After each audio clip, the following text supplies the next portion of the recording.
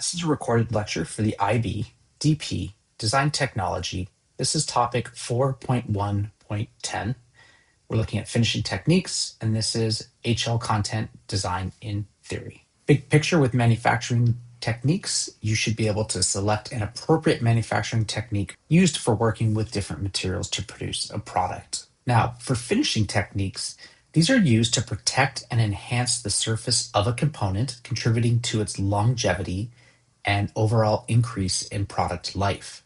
You must be able to suggest how natural and human-made finishing techniques, such as coatings and polishings and sealants, enhance a product's aesthetics, level of protection, durability, longevity, and the ease of maintenance of natural and human-made materials. Basically, when we add a finishing technique to a component or a product, we're creating a barrier between the component or the product and the outside elements.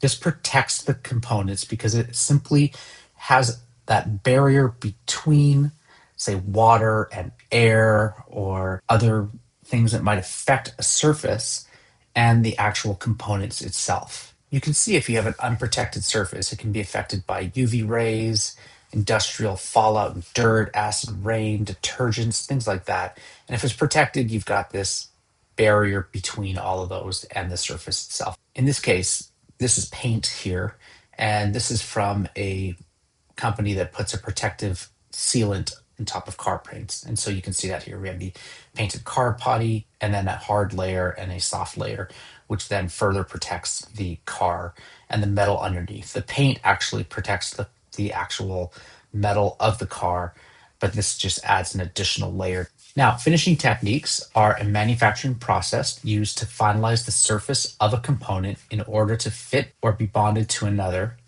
to improve its aesthetics and provide durability. So human-made products could be things like anodizing, electroplating, galvanizing, powder coating, oil-based sealants, or silicone. These are all different types of human-made finishing techniques, and natural ones could be like waxes and oils or shellac. Let's start with a human-made finishing technique. This is anodizing, and this is an electrochemical process that creates a thick oxidized coating on the surface of a component, which is usually made from aluminum or one of its alloys. And this prevents corrosion, it increases durability, and it is also something that we can dye, and so we can have an aesthetic quality to it. If you watch this video, you'll see this process, and you can see this is the original aluminum part right here. And then after the anodizing process, where a thick layer of oxidation, and that oxidation is really what helps to prevent corrosion, because once an aluminum component is oxidized, the aluminum oxide protects the rest of the aluminum underneath it. This is different, say, from rust. So when you look at the oxidation of iron, the iron oxide on the surface of an iron component doesn't actually protect the iron underneath. It can kind of continue to sort of rot all the way through, whereas aluminum oxide protects the aluminum underneath. It really doesn't let any other oxygen get to the aluminum underneath. And you can also dye these, and so you can see this lovely blue color of an anodized part. Electroplating is the process used to create a metal coating on the surface of a product using a chemical reaction triggered by an electrical current. This is also to prevent corrosion, enhance durability, increase its electrical conductivity, or aesthetic characteristics too. So you can watch this video right here. Often what we're doing is putting something like a copper coating onto something. You can also silver coat things, so you can electroplate silver onto the surface of, say, dinnerware or a trophy or something like that. Galvanizing is the finishing process that applies a layer of zinc to the surface of steel or iron to prevent rusting. Again, when we're doing this, we are putting that coating on top. The zinc will oxidize and you'll get zinc oxide on top of the steel, and that zinc oxide prevents any other oxygen from getting below it because it won't further oxidize. So this is for corrosion resistance, it increases durability, and it's comparatively low cost, especially if you compare it to something like stainless steel. Stainless steel is quite expensive, whereas galvanized steel is cheaper. And you can tell something is galvanized because it sort of has this snowflakey surface that you see here. So it'll be kind of gray with lighter gray areas. And that's how you can tell that something is galvanized steel. And that extra gray layer right there is actually zinc, and it's also zinc oxide. Some other human and natural coatings that we might put on a surface are paint. So this is the application of color, pigment, or paint to a surface to create an artistic picture, decorate a space, or protect a surface. So this can protect a surface from elements. This is why you, for instance, paint the outside of a house or paint a car. It prevents corrosion. So if you paint a car surface, it prevents water or air from touching the steel of the actual car and prevents that from corroding. It also has some aesthetic appeal. Powder coating is a dry finishing process. So paint is usually wet, powder coating is dry, and it's used to apply a protective and decorative layer to surfaces, primarily metal.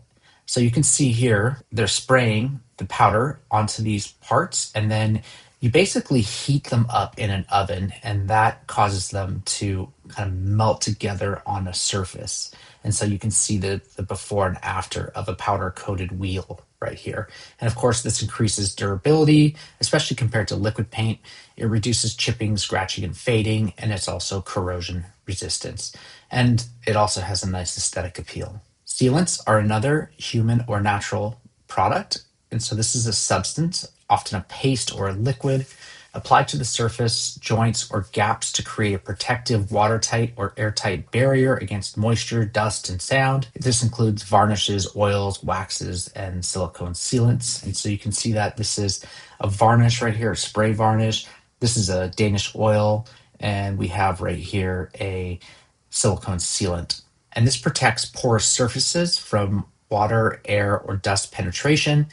It also can work for sound insulation, and it has a nice aesthetic quality. You can see kind of here that this side definitely looks nicer once it's treated with the Danish oil compared to this side right here. Polishing is a finishing technique where the surfaces of a material are made smooth and shiny by rubbing them with something.